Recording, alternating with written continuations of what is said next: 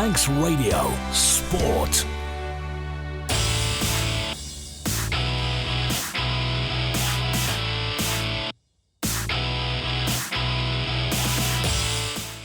Welcome on Manx Radio AM 1368 to the latest edition of Saturday Sport Classified, taking you through all the results and reaction to the sporting action across the Isle of Man and further afield in football, rugby, hockey and more. Without further ado, let's get to the main topic to start the programme off tonight, and that is the classified results from across football, rugby and hockey on the Isle of Man for today, Saturday the 9th of November 2024. Starting with football. The Canada Life Men's Premier League. Onchan 0, Ramsey 0. Ayr United 2, St John's United 2. St George's 1, Morown 2. Peel 1, St Mary's 4. Corinthians 5, Russian United 4. Union Mills 3, Foxdale 3. Ardern and Druggan Limited Division 2. Governors Athletic versus Pulrose United, a late result. Douglas High School Old Boys 5, Douglas and District 2. Maloo 3, Ramsey Youth Centre and Old Boys 5. Michael United 2, Castletown 10. Canada Life Combination 1. Ramsey 7, Onchan 1. St John's United 4, Ayr United 3. Morown versus St George's, a home walkover to Morown, St George's unable to field a team. St Mary's 2, Peel 2. Russian United 3, Corinthians 2. Foxdale versus Union Mills, an away walkover to Union Mills, Foxdale unable to field a team. Ardern and Druggan Limited Combination 2. Pulrose United 1, Governors Athletic 2. Douglas and District 1, Douglas High School Old Boys 4. Colby 8, Jims 0. Douglas Athletic 1, Braddon 7. And Castletown versus Michael United, a home walkover to Castletown, Michael United unable to field a team. And in the NWCFL Premier Division, Squiresgate 0, FC Isle of Man 3. Turning now to rugby. The Regional 2 Northwest. Douglas 32, Northwich 13. Counties 3 ADM Lancashire Cheshire. Clitheroe 88, Vagabonds 5. The Manx Shield. Ramsey 79, Southern Nomads 5. Turning now to hockey. The Mixed Premier League. Vikings A 3, Valkyries A 1. Harlequins A 3, Backers B 1. Vikings B 2, Valkyries B 1. Backers A 4, Castletown Celts 1. In Mixed Division 1, Valkyries C 0, Castletown Southerners 1. Ramsey A 2, Backers C 0. Vikings D versus Vikings C is a late result. In Mixed Division 2, Ramsey Ravens 1, Harlequins B 7. Backers Colts 3, Valkyries D 3. Castletown Camags 1, Castletown Cushags 1. In Mixed Division 3, Vikings E 10, Harlequins C 3. Castletown Cosney 1, Backers D 2.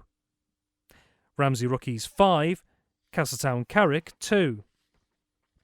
In the Mixed Under-15s League, Valkyries versus Castletown Sabres, a late result. Ramsey 2, Vikings 3. And Backers 7, Castletown Sharks 0. Those are your classified results across Manx football, rugby and hockey for today, Saturday the 9th of November 2024. And again, you may have heard that we are missing a couple of results there across the respective sports. If we are missing a result and you may have details, please do text or WhatsApp us 07624 166 177. Let's turn our attention to football first, and a big day across the respective divisions. Once more, our football correspondent Tony Mepham joins us. Tony, very good evening. Good evening, Rob. Yeah, a lot to take on board. A few little movements in the Cunningham Premier League. Getting a little bit closer to the Plum Properties Railway Cup for semi-finalists as well. But we'll hopefully get that sorted out next Saturday. Indeed, and plenty of permutations both towards the top and the bottom of the Canada Life Men's Premier League today. But we're going to start with a bit of a rarity in Manx football today. The Niverson Stadium saw Onchan coming up against Ramsey. Onchan with a little bit of pick-up in form over the last couple of games after a tough start to the division. Ramsey, meanwhile, continuing at the moment, just not quite to live up to the expectations and standards they set themselves toward the last campaign. Not much to discuss here as far as I understand, Tony. Maybe you can shed some more light, but it's finished goalless. Onchan 0, Ramsey 0. Yeah, the information I've had through is that there weren't too many chances, but just looking at the league table, that puts Onchan on 9 points now, so a little bit closer to Ramsey and St John's, who got a point each today. But Ramsey, yeah, as you rightly say, be disappointed a little bit where they are at this halfway stage of the season, and just not being able to sort of show the commanding performances that they did last season. But I noticed Dylan Pickle's still missing from the squad, and I think that's telling the story. They're just not scoring enough goals. So no goals there and a point apiece for Onchan and Ramsey. It was also a point apiece at Andrews Playing Fields. Ayr United, undefeated, top of the table at the moment. They've dropped points here today against what clearly seems to be a very resilient St John's United side. Will no doubt be glad to come away with Andrews Playing Field with a result, Tony. Ayr United 2, St John's United 2. Yeah, and I think, St John's are a good side. And when you look at right the way through since the start of the season, OK, they lost those 3 points, which was unfortunate, but they still kept chipping away. And the information I've got is, and probably the score where Ayr got that equaliser will tell you the story to it, but it's 2-2, should have won. This is from St John's after being 2 up. Sam Ingham with the first one, I think it was. Callum Taggart with the second. Callum Johnson also for St John's, I think it was, saved a Johnny Shields penalty. But for Ayr United, it was Cameron Torr who got the first one. And then Jamie Callister, the Captain Marvel today, because he got that equaliser 2 minutes from the end. So it finished up Ayr United 2, St John's 2. So the league leaders dropping points there, and another big permutation in the title race also today. We'll come to that in a moment. But a very important meeting at Glencrutchery Road of the two sides towards the bottom. Marown had no points on the board despite giving Ayr United a massive scare last weekend on home soil. Up against second from bottom St George's. Tony, you said on Friday Sport Preview yesterday the importance of this game can't really be underestimated in the grand scheme of things. And one of the sides has come out on top today. A huge result for Marown, their first point of the season, and how important they could prove to be, beating St George's by 2-1 at Glencrutchery Road. Yeah, that's a huge result. You got to take the points away from the teams that you're playing in that bottom part of the league. And when you look at that performance last week for Marown, 3-0 up against the league leaders, and then unfortunately getting beat 4-3, shows that they're turning the corner, which is great to see. Not too sure who got the goals today. I heard that Kerwick may have one. Haven't got St George's scorers neither, but the important thing for Marown is 3 points. They've taken points away from St George's, and when you look at bottom 3, bottom 4 of the league, you've got Marown now have played 11 for 3. You've got St George's played 11 for 7. Just above them is Russian United played 11 for 8, and Onchan with that extra point that they picked up today, they're on 11 for 9. So it's really tight. A little bit of a gap then up to Ramsey and St John's, but certainly Marown, St George's and Russian a little bit today, even though they had a battling performance, are the teams that just need to be able to get some wins and try and get the points to get them up that table. Points very valuable at both ends of the table at the moment. We just had another result through. Thank you very much for sending that through. It is finished in Ardern and Druggan Limited Division 2, Governors Athletic 1, Pulrose United 3. Kieran Smith, Jacob Thomas and Ryan Logan with the goals for Pulrose United. We'll take a look at that in a few moments' time. Well, we mentioned there was another game with big permutations at the top of the Canada Life Men's Premier League with Ayr United at the summit dropping points, while their nearest challengers have also dropped points. In fact, they've come away empty-handed on home soil today. Peel, a 4-1 defeat for them at home to St Mary's, Tony. I don't think many people would have seen this coming. No, it isn't. And got a little bit of a report here from Colin Once Aaron Costain went off injured, wish you well, Aaron. Peel struggled to contain substitute Dan Hattersley, as we know from FC Isle of Man. And it is puzzling how, because St Mary's are mid-table given their excellent second half performance. But today it was Rhys Oates who gave Peel the lead. But then St Mary's, I think it was Chris Aspridge might have got the first. Frank Jones got the second. And then 2 goals in the second half by Dan Hattersley made it Peel 1, St Mary's 4. That's a cracking result. And on my maths, if we're about right, St Mary's still may be able to get a bit of a challenge on for the Railway Cup, because Corinthians have got a game to play, so have Laxey, and Corinthians' game in hand is against St Mary's. So big chance for to sort that out next week, that's for sure. Laxey play Onken and Corinthians play St Mary's, so winner takes all, I think. Indeed, plenty of ways that people could maybe still qualify for Railway Cup in the top flight over the next few weeks. Well, the remaining 2 games of the Canada Life Men's Premier League involve a couple of the protagonists at the moment in the hunt for Railway Cup qualification. Corinthians, Union Mills, and Corinthians and Foxdale is going into this weekend. We'll start with Corinthians, and a potential contender for game of the day here. 9 goals at Ballafletcher today, and Corinthians, they've got just about managed to shrug off Russian United here, who mounted a bit of a comeback from what I understand. Corinthians 5, Russian United 4. What a game. Yeah, and a bit of a collapse by Corinthians' defence as well, because Corinthians were 1-0 up after 5 minutes. It was Joe Middleton. Then it was 22 minutes later they got their second one. 33 minutes they got their third. It was Jamie Cadwallader pulled one back to make it 3-1 on 35 minutes. And then it was 4-1 to Corinthians just before half-time. I think it was João Marquez who got that one. But, 45 minutes, it was 5-2 straight from a corner. Ryan Denham, I think it was, made it 4-2. And then Matty Lamb took one from the penalty spot to make it 5-3. And then it was Lamb who made it 5-4.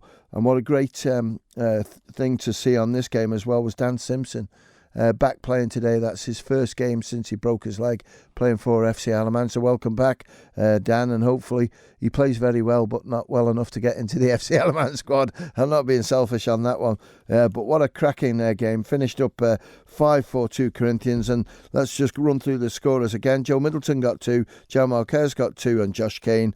And for Russian United, there was 2 goals for Matty Lamb, 1 from the penalty spot. Lachlan Denham got 1, and Jamie Cadwallader got the other one. Well done, both teams. Cracking game at Ballafletcher. Yep. And the final game, the Canada Life Men's Premier League, Tony, was another entertaining one by the looks of things. The one you covered today over on Saturday Live with Paul Moran at Gary Moore, seeing Union Mills, who just over the last couple of weeks just seem to have slipped away from those top spots looking towards Railway Cup qualification, up against a Foxdale team that managed a victory over Corinthians, one of their Railway Cup contenders as it stands at the moment last week. And ending all square this time at Gary Moore. Union Mills just finding that that extra gear, maybe, Tony, that they've been missing in the last couple of weeks. 3-3 draw with Foxdale. Yeah, I thought it was a great game, to be honest with you, Rob. But the first sort of 10 minutes, I think Union Mills could have quite easily been 3 up. They just piled the pressure on Foxdale. Defensively, they dealt with it quite well, but it was just so open. The chances were coming. I think probably the turning point, for Union Mills to get back into it, Steve Bettridge it was who got injured, because it looks like he's dislocated his knee. Allegedly, they've put it back in, well played in the hospital, but it's just sort of caused a few problems on that one. But let's have a look at how the goals went in. It was Jay Chatwood who got the first. Good ball through right-hand side, and he beat the defender on 26 minutes and managed to smash it past the keeper to make it 1-0. And then Jason Jarman it was who got the second one 3 minutes later. And again, it was a tight angle towards the left-hand side, and he looked up. I think he gave the goalkeeper the eyes sort of where he's going to play it, but he actually went the other way and squeezed it past him on the near post to make it 2-0. But then 4 minutes later, it was Jordan Crawley who struck one well. It was just by the penalty spot and managed to finish it off 2-1.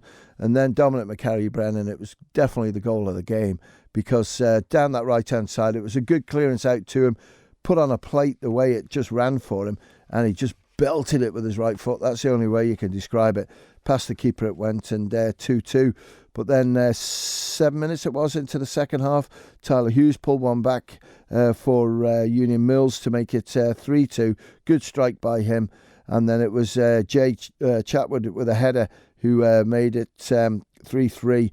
And it was 59 minutes. So well done to everyone. But I think Scott Cabine deserves a pat on the back because he cleared one off the line in the last sort of kick of the game, really. And that if that had gone in, then it would have been sort of all over. But to me, second half was brilliant to watch. Loads of chances and the point shared.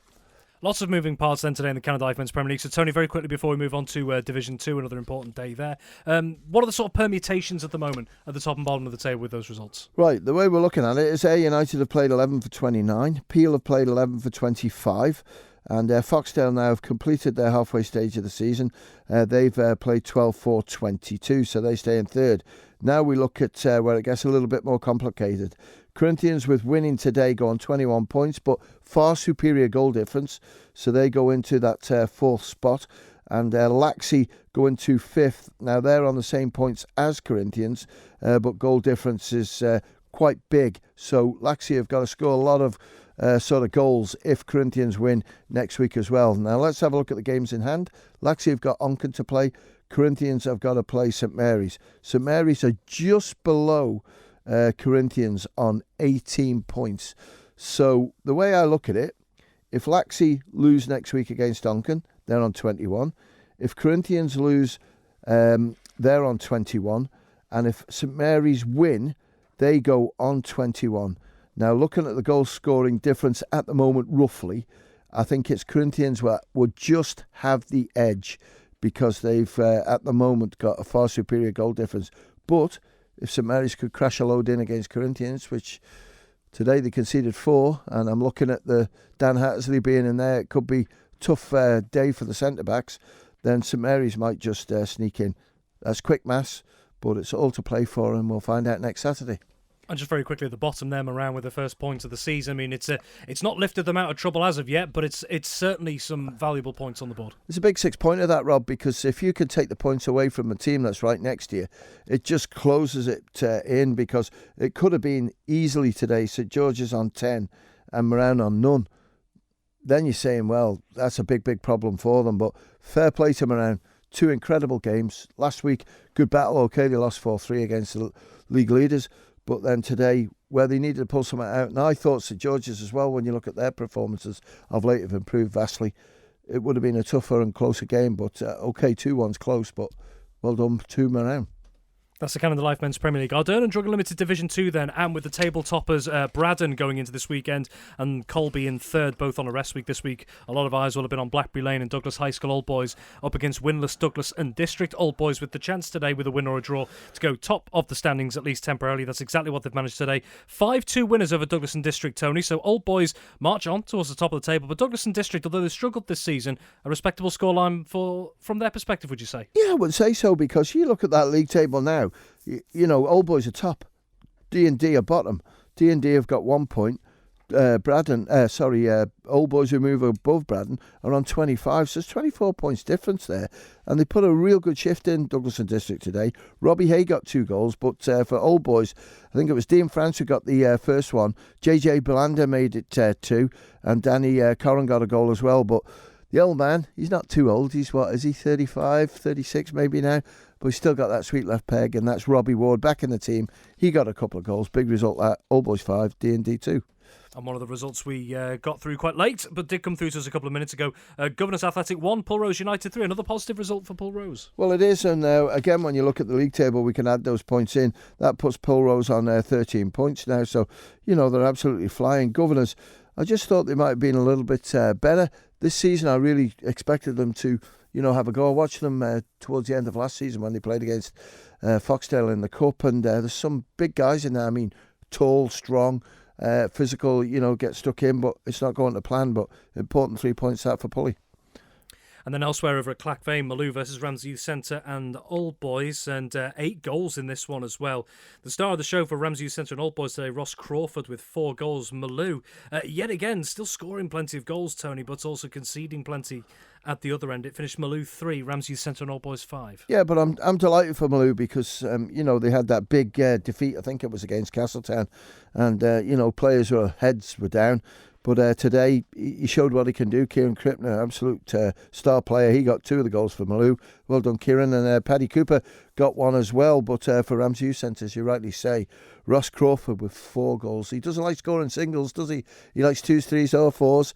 And he got 4 today. Jamie Brew, his strike partner, got 1 as well. So terrific result for Ramsey Youth Centre. That puts them on 18 points on the same, or should I say, just below 3 points of Colby, but Old Boys and Braddon 25-22. It's going to be hard to catch them, but we're only at the halfway stage.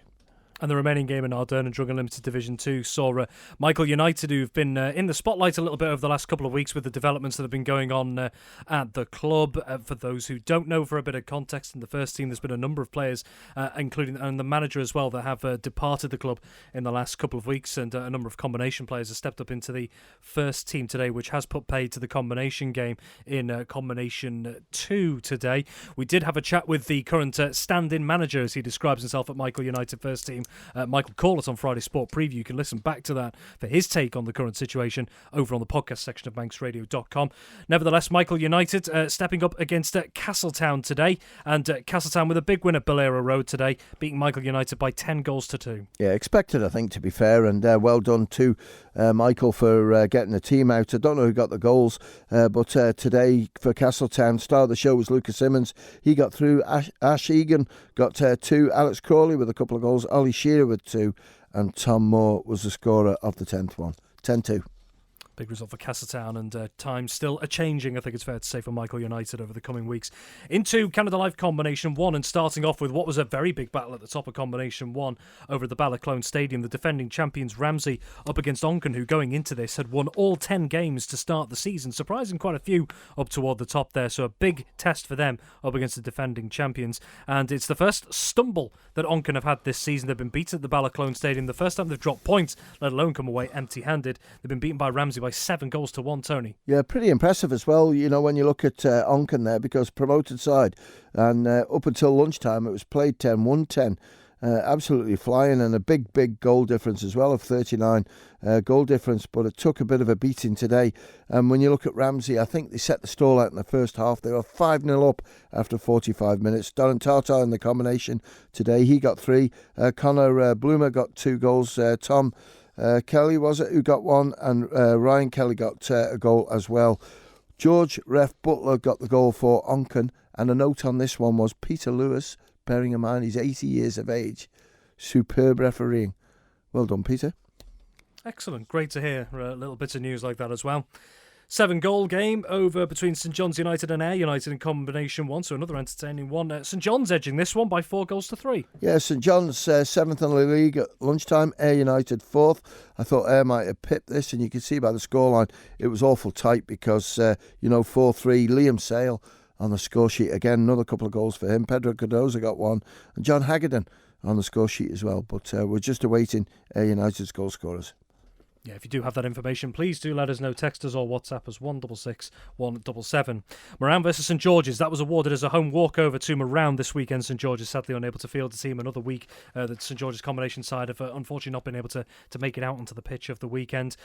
In the early kick-off today, in Combination 1, it was between St Mary's and Peel at the Bowl. That finished all square, 2-2.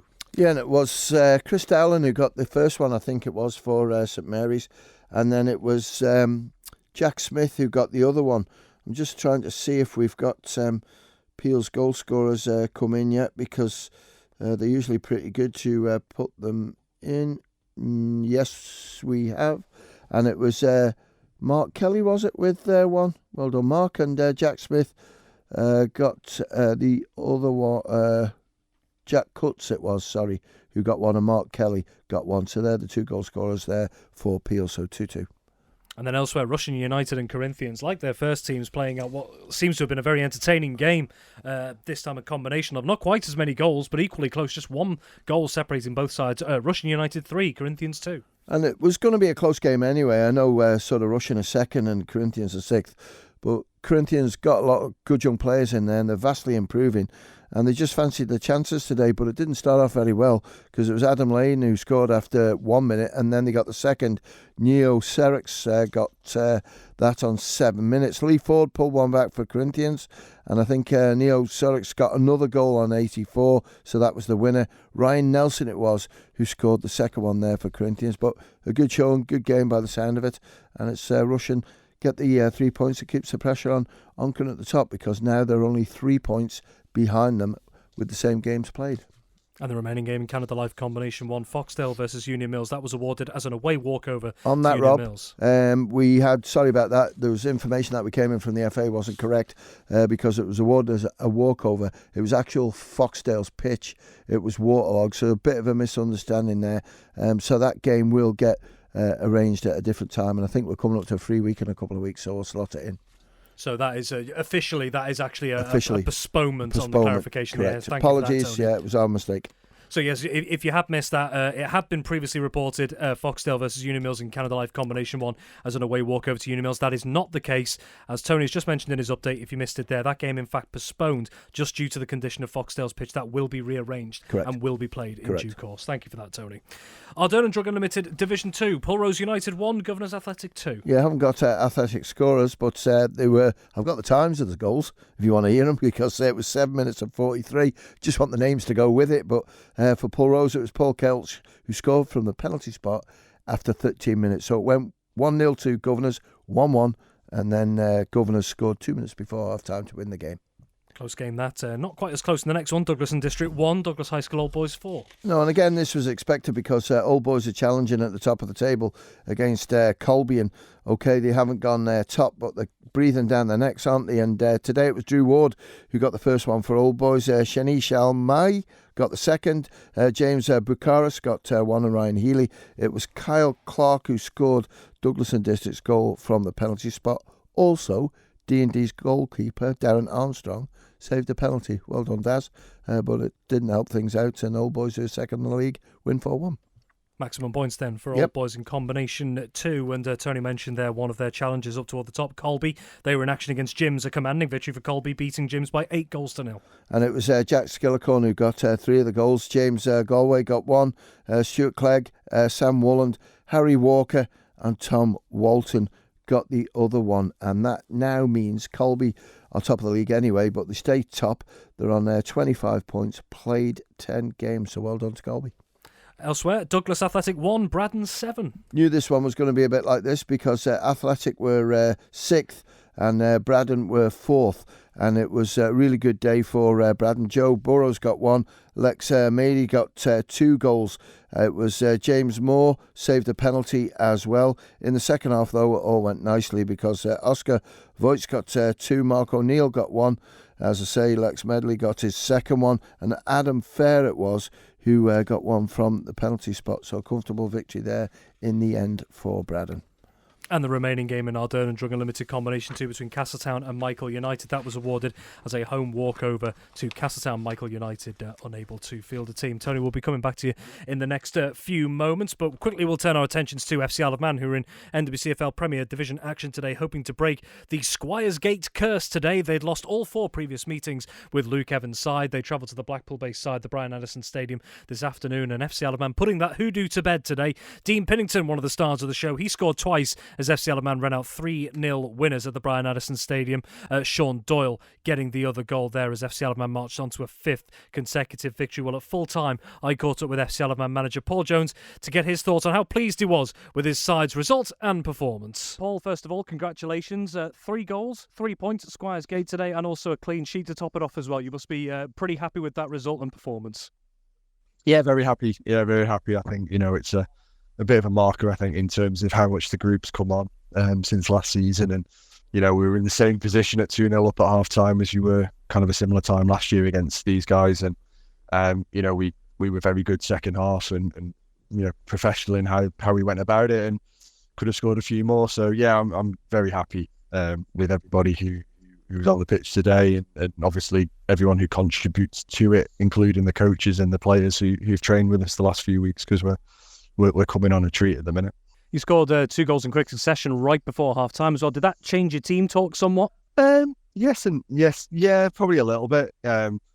we were getting done over the top, so they were playing quite long direct balls. We were managing them fantastically well all of the time, but that was the only real danger they were causing us, and we just needed a little bit more quality and composure in the final third. But Callum Sherry's played a great ball through to Dean Pennington. He's cut in and scored at the near post, and then another great bit of play from Sam Baines on the opposite flank has put a cross in, and keepers collided with their player and left Sean with an easy header. So yeah, we were really happy at half time, but then I kind of said to them whatever I said at half time last year, can you make sure I don't say it again this year? So we go out and do a better job, and we certainly did that second half. And the same goal scorers as it was with the 3 goals last weekend against Abbey Hayes, Sean Doyle and Dean Pennington hitting their mark. What do you make of the combination between those two at the moment? They seem to have struck up something in the last couple of weeks. Yeah, Penny's kind of, he's come from the professional game, and it's a very different game to the game at the level of football we play at. And the last couple of games, certainly since he's been out from his injury, he's come back and he looks like he's adapted and he's figured it out now, and he knows where he can get the best out of himself. And it's really great to see. He's a game changer and a wonderful player, and it's nice to see him really kind of starting to contribute to the team in the way that we know he can. But we've got match winners all over the pitch, really, and as long as we can keep a clean sheet or keep the score down at our end, then we know we've always got goals in us. So yeah, really happy with all of them, to be honest. Boothie didn't get really a sniff today in terms of a sight at goal, but ran tirelessly, and the others did a great job as well. So no, really happy with all of them. We've talked about the attacking side of things there and the 3 goals, but at the other end as well, it seems that although Squires Gate did have chances, they didn't have too many as well. What did you make of your side's defensive display? Really good. We're kind of protecting our goal area really well. We're collapsing into a good shape and making it difficult to get free shots at goal. So there was no free shots, there was no free headers. They did have half chances really. So that's great, and really happy with them in that regard. But that starts from the front. We're in a much better shape and positions when the ball travels past us, and we need to keep that going really if we want to keep winning games. I know we've made a little bit of it going into this weekend, but it seemed like Squires Gate were a bit of a proverbial bogey team, if you like. You hadn't taken any points off them previously, but to do that this weekend, and particularly away from home as well, does that feel like a bit of a weight lifted off the shoulders, or has it not even entered the minds of yourself and the players that? I don't know. I don't know whether it's entered the minds of the players. It kind of entered my mind a little bit. I think I've said to you before, in my mind, it was a little bit of a test to see how far we've come.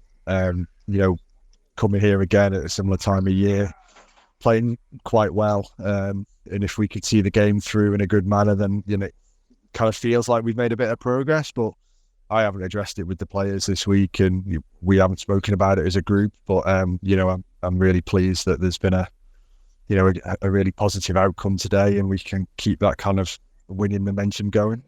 Paul Jones speaking to us here at Manx Radio following his side's 3-0 win away at Squires Gate in the NWCFL Premier Division earlier this afternoon. Well, Tony, just to get one final quick word from you on this, FC Isle of Man, it's a 5th straight victory, breaking the curse against Squires Gate. Really, they seem to be in a good place right now, the Manx side. You certainly do, and you've got form coming back in for players as well. Dean Pennington, I rate him highly. I just think FC Isle of Man have a different feel in that midfield when he's around there, because he's so tricky and he can bring players in. Sean Doyle will always score your goals. We know that. But defensively as well, it's looking pretty solid. So all round, you could just tell by Paul's interview that he's so happy. And it's great that back home next week and we can have a little look at them, see what's happening. Because obviously we can go by Paul's reports, but when you see it your own eyes, you just say how good they're playing. But let's face it, that position they are in that league, they're sitting there comfortable there now. And I think everyone will be taking note that FC Isle of Man are a team to be reckoned with. Tony Mepham, thank you very much as always. Manx Radio Sport.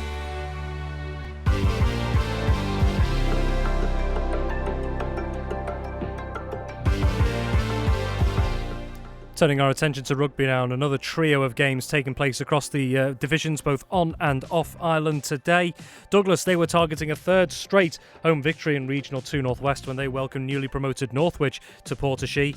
Vagabonds looking to try and end their current frustration in County Street ADM Lancashire Cheshire up against the vastly capable Clitheroe away from home today. And there was also a domestic tie as well this afternoon up at Morwick Park in Ramsey, seeing Ramsey taking on Southern Nomads in the Manx Shield. And to go through everything as usual is our rugby correspondent, Dave Christian. Dave, very good evening. Yeah, good evening, Rob. Had a bit of a surprise visit. I'm going to start with Vagabonds because they had a little bit of trouble today. Had a surprise visitor at the Morwick Park this afternoon for the Manx Shield game. Vagabonds captain Daniel Bonwick. Dan was able to tell me some of the woes that they've experienced this week at Ballyfletcher. Ahead of this trip to Clitheroe today, he counted 20 players unavailable or injured, including himself. He took a knock to the head in the first half last week against Bury, and under the RFU's concussion protocols, he has to sit out a game or two.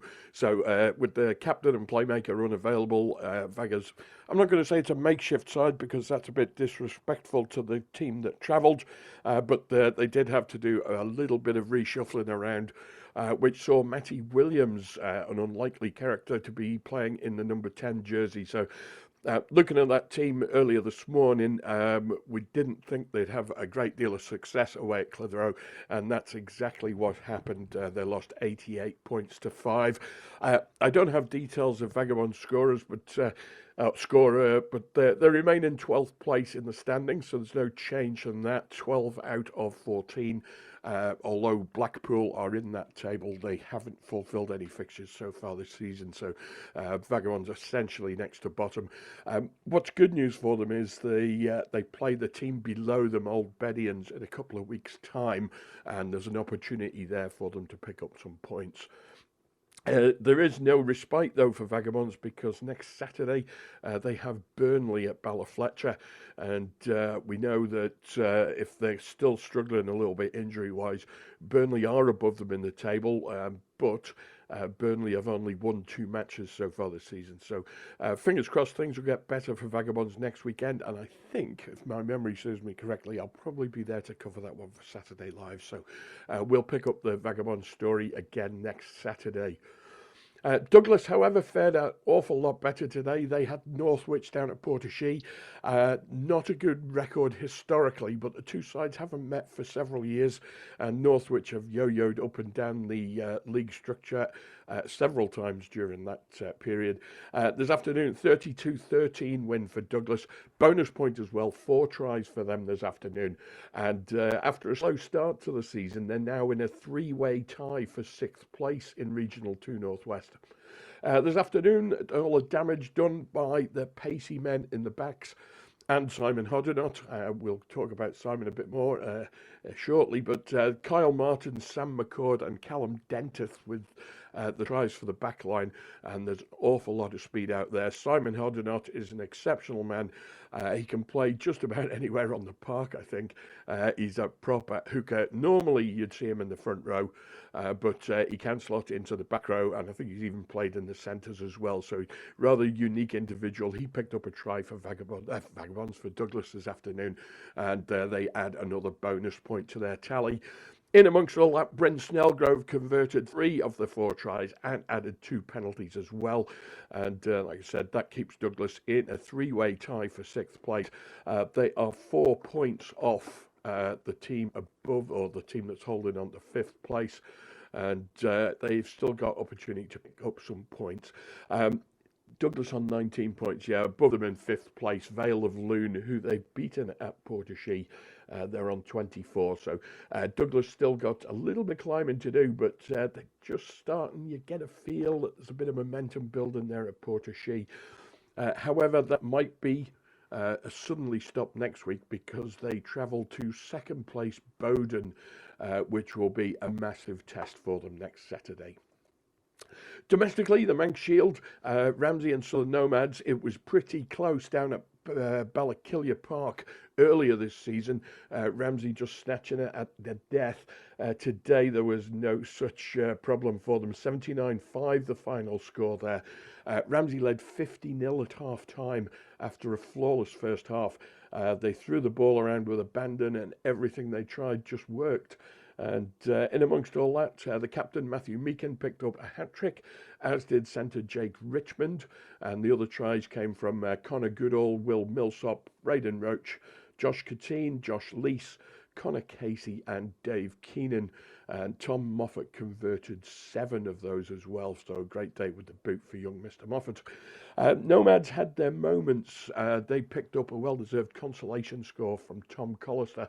But Sean Gale got over the line for them in the first half as well, but just couldn't get the ball down. So disappointment for Southern Nomads. They probably, looking at the fixture list a few months back, they probably would have fancied their chances. And definitely after that game at Ballakilya Park, I think there was only 8 points the difference between the two sides that day, and Nomads had led for much of that match. But today they just couldn't do anything. Like I said, in that first half, everything Ramsey did just worked out for them. That leaves Ramsey top of the standings. They've played 3 games, won all 3, and I think they got bonus point in all 3 as well. I'm just about to go into the league table now, and we'll get that out published on englandrugby.com a little bit later on tonight. Yeah, thanks, Dave. And just one quick question, I guess. Another tough day for Vagabonds out there, but for Douglas, a third straight home win there. What makes them... We asked this of Phil Kringle, the head coach, yesterday for Friday Sport Preview, and what do you think makes them a different prospect at home? The first thing with the home game is that you don't have to get up at like 5 o'clock in the morning to go to the airport. That's a big start. And of course, not everyone can make away games. Players have work and family commitments, and you don't always travel away with your first team or your first choice team. And you get a feel when you actually look at the fixture list, it's almost replicated in the United Kingdom. The predominant results are that the home side wins, and where you have a division with a side picking up lots of wins away from home, you're probably going to see quite a consistent team selection. And when you have to do chop and change all the time, you don't get any real rhythm for your team, and home games always a little bit easier. And of course, you've got your home crowd there supporting you as well. You're in familiar surroundings, whereas travelling away, you've got the airport this side, you've got an airport the other side, you've got a coach journey in between. You're always looking at your watch because you know you need to get back to the airport in time for that last flight home. It's all a bit of a rush. It's all a little bit more stressful. So a home game, much, much better, and much, much better prospects for a win. Dave Christian, thank you very much indeed. Manx Radio Sport.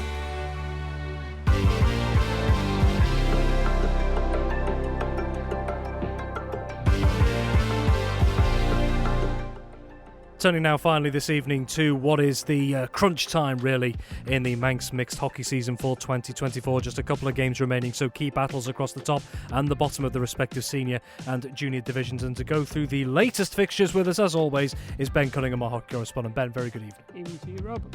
Let's take a look then at the mixed Premier League, because there were plenty of important games at both the top and bottom of the top flight standings, and we'll start with one of those. There was a crucial game at the top. Vikings A in second going into this weekend, up against the defending champions Valkyries A in third here. Both of these looking to try and keep pace with undefeated league leaders back as A this weekend. Big game between the two of them. It's Vikings A that have come out on top, Ben, by 3-1 at the NSC this afternoon. Yeah, this was the game we covered for Saturday Live, and it was a really good game. Just Vikings had the better chances today. Valkyries in the first half didn't really seem up for it, but then in the second half really did pick up the pace, and they did look like they were going to get an equaliser, but then Vikings found their first goal, and that was enough for them. Alex Andrews with 2 and Kim Carney with 1 for Vikings A, and the consolation for Valkyries was Alex Neil. And just before we move on, it's now mathematically confirmed that Valkyries A, with a couple of games to go, will not be defending their mixed Premier League title.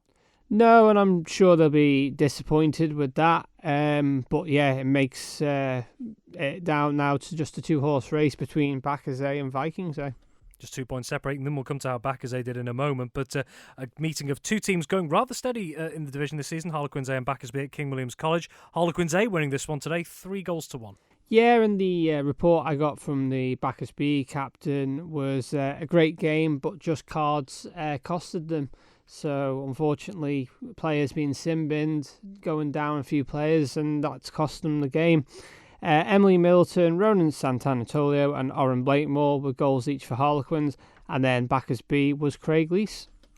Then two games that push back at 2 o'clock in the Mixed Premier League. The first of those, a big battle towards the bottom. Vikings B up against Valkyries B at the NSC. Both teams massively in need of points in these latter stages of the mixed season. Vikings B coming out on top by 2-1, Ben. That could be a big result. That's going to be a massive result. And I mean, Valkyries B would have been hoping that they could have held on with that goal that they got. But Vikings B have snatched it off them.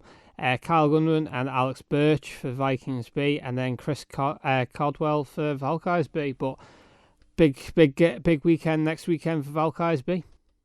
Indeed, final game in the Mixed Premier League saw the undefeated league leaders, Bacchus A, up against Castletown Celts, who we've seen plenty of times in the past have the capability to mix it with the best when they're at their best in the Mixed Premier League here. And Bacchus A, though, a professional job from them today, though, Ben. They've managed to keep their 2-point gap at the top of the league and stay undefeated, beating Castletown Celts by 4-1. Yeah, and it sounds like Castletown have really given them a good game to only allow them to get 4 goals in the back of the net today.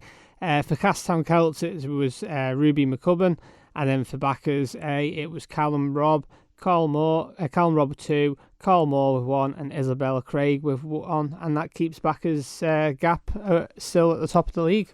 So Bacchus A leading Vikings A by 2 points, and those two teams meet each other on the final day of the season in a few weeks' time. Yeah, so that's going to be a huge game if it comes down to that one, which by the looks of it, it's going to. We'll have to wait and see. Okay, Mixed Division 1. We mentioned there's no change at the top of Mixed Premier League, but there is change at the top of Mixed Division 1.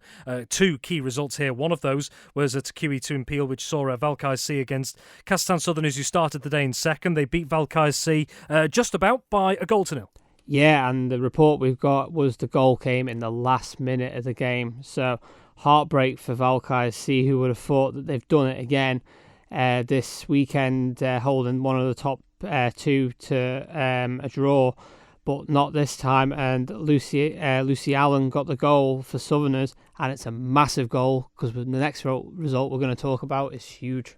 Absolutely, that Lucy Allen goal not only winning the game for Castletown Southerners, but having a greater impact in the grand scheme of things, because league leaders going into the weekend, Bacchus C, travelled to Ramsey A, and for Bacchus C, they have come up short. They've been beaten by Ramsey A by 2-0 at Ramsey Grammar School, Ben. Yeah, and Nat Smith with both goals for Ramsey A, and it's like we were talking off air, Rob.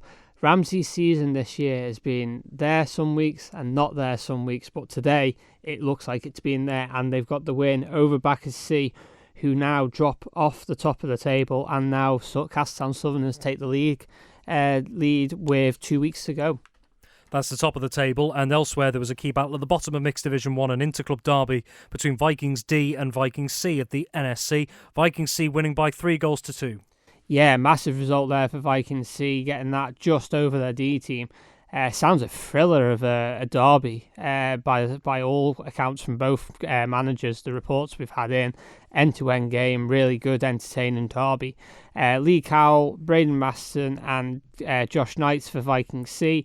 And then for Vikings D, it was Danny Kane and Joe Roney. But for Vikings D, that keeps them bottom of the table. Vikings C go ahead by 2 points. Okay, moving into Mixed Division 2. The early pushback here at 11:05 was at QE2 in Peel between Ramsey Ravens and Harlequins B, and an emphatic result today for Harlequins B, beating Ramsey Ravens 7-1.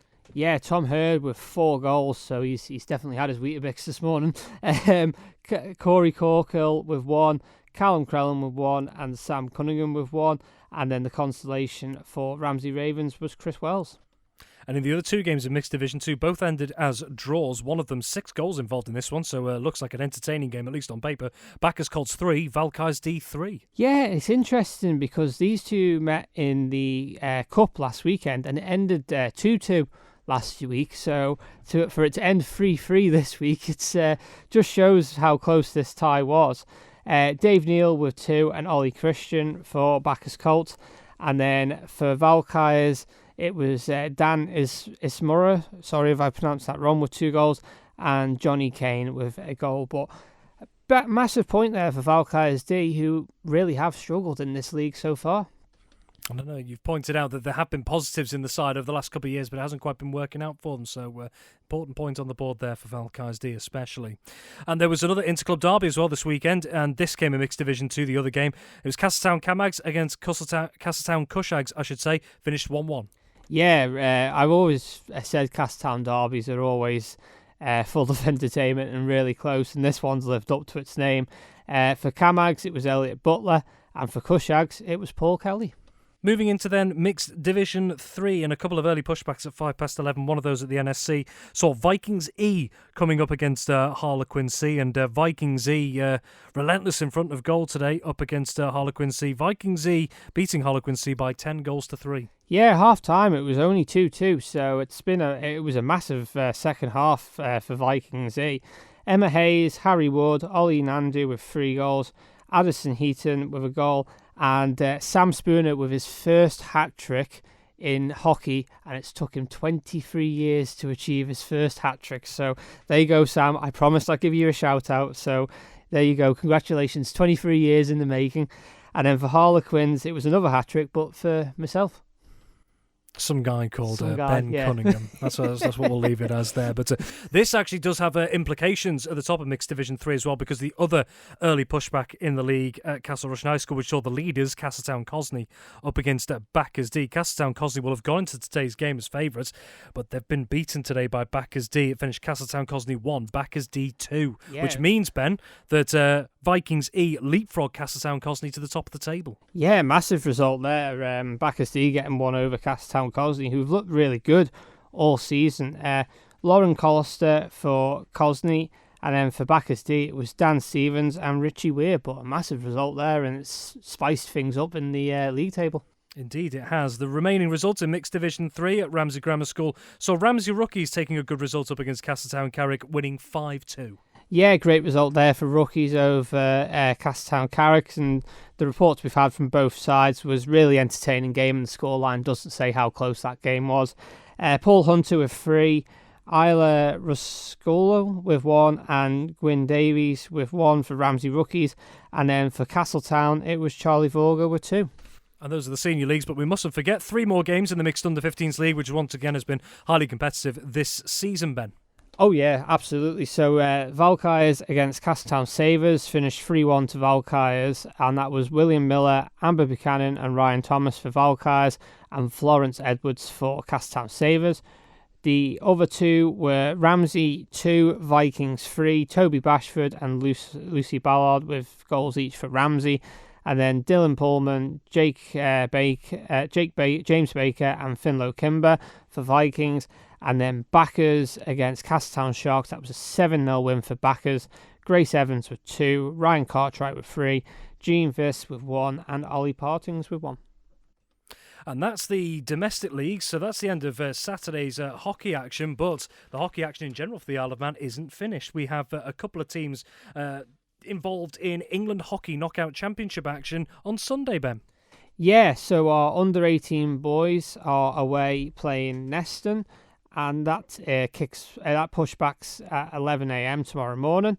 Our under-16 girls played North Stafford, which is a 10:30 pushback, and our under-16 boys are away to Preston with an 11 o'clock pushback. But really, best of luck to them, and we hope that they come back with great results just like they have done in the first rounds. But again, as we said a few weeks ago, it's great to see a wide selection of players from all different clubs in all the island teams. Well, let's take a look through that, actually, just on that point. We'll start with the under-18 boys heading to play Neston tomorrow, and how many clubs are representing this particular team. There are 3 from Backers, and they are Lucas Harding, Doug Quayle and Will Wiseman. There are then 3 from Castletown, and they are Corbin Stewart, Archie Cox and Ned McGregor. 2 from Harlequins, Cameron Room and Liam Taverner.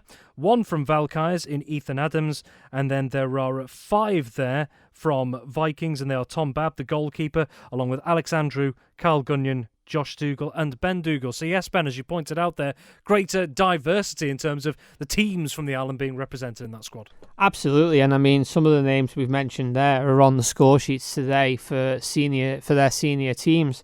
So it bodes well going forward for them going away tomorrow morning. And like I say, we just wish them all the best of luck and hopefully come back and they progress into the next round. George Powell and Stephen Ronan, the coaches there, leading the team to Neston tomorrow. Looking at the under-16 girls squad to play North Stafford in their respective England Hockey Knockout Championship fixture. There are 7 players from backers involved. They are Zara Levy, Zoe Brightson, Summer Craig, Amira Cruckall, Sophie Partington, the goalkeeper Zara Benham and Alicia Kiernan. And then 4 players from Castletown, Caitlin Williams, Bree Collister, Connie Sellers and Safi Mia. From Harlequins, Ella Blakemore, then from Ramsey, Isla Kane, and then from Mesa Smith from Valkyries as well, Ben. Yeah, a great selection of players again. And I mean, you only need to look at last weekend when the girls come back from that phenomenal win last weekend. It's really promising for them going forward. And let's hope that they can get another good win just like they did last weekend.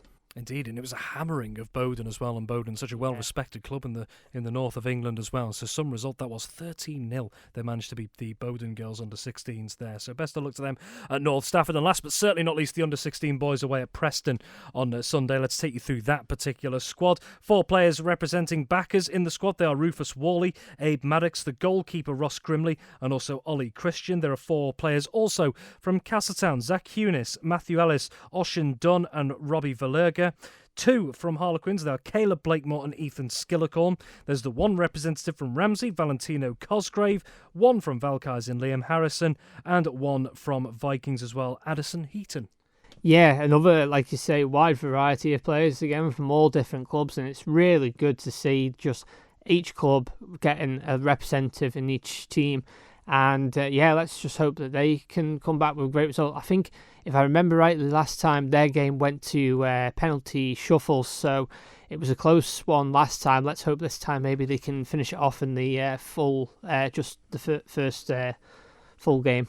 Yeah, last weekend against Oxton, just for some context there, it finished 0-0 after normal time, and then the Isle of Man beating Oxton boys under 16s 2-0 on shuffles that particular day. Those games did in fact take place last weekend. They had been due to take place a couple of weeks before, but were postponed due to travel disruption caused by Storm Ashley a few weeks ago. And just finally, Ben, before we start to wrap things up, after this weekend there will also be a couple more games coming up as well, including a home game for one of the island sides as well in the next couple of weeks. Yeah, we're absolutely thrilled that one of the island teams has got the home game on the island, so that'll be a great spectacle on the island, and I would urge you to get down and watch that game. I mean, we'll get the dates confirmed and we'll make sure we get it well publicised, but yeah, please come on down and watch what will be a fine example of our youth of today coming through, and hopefully they will progress and go through to the senior teams. Well, that particular fixture, just for some details there, on Sunday the 17th of November, so in 8 days' time, we'll see the Isle of Man under-18 girls playing at home to Chorley girls under-18s. That's a 12:30pm pushback at the NSC in Douglas. And then there'll be 2 more games the week after, Ben. On Sunday the 24th of November, the teams are to be announced, as is still the case with the under-18 girls. So the under-14 boys will be playing Preston under-14s at Edge Hill University. The under-14 girls will play Timpley under-14s at Wilmslow. Again, times to be confirmed. Yes, so like I say, once we get all the information from the respective managers and captains, we'll get them straight out to publicise on Manx Radio's website. But yeah, all our junior teams looking really good and really strong, and let's hope that they have all good campaigns. Well, Ben, thank you very much, as always, for joining us. Ben Cunningham, our hockey correspondent there, going through all of today's fixtures. Thank you so much for joining us here on Saturday Sport Classified. We'll be back next week as well, and we'll be handing back over in the next couple of moments to Manx Radio Gold. And just a reminder, if you've missed anything on tonight's programme, it will be available shortly after as a podcast on the Manx Radio website. Have yourself a wonderful Saturday evening, whatever you're doing, and enjoy the rest of your weekend. We'll now be handing back over to Manx Radio Gold. Until next time, bye for now. Manx Radio Sport.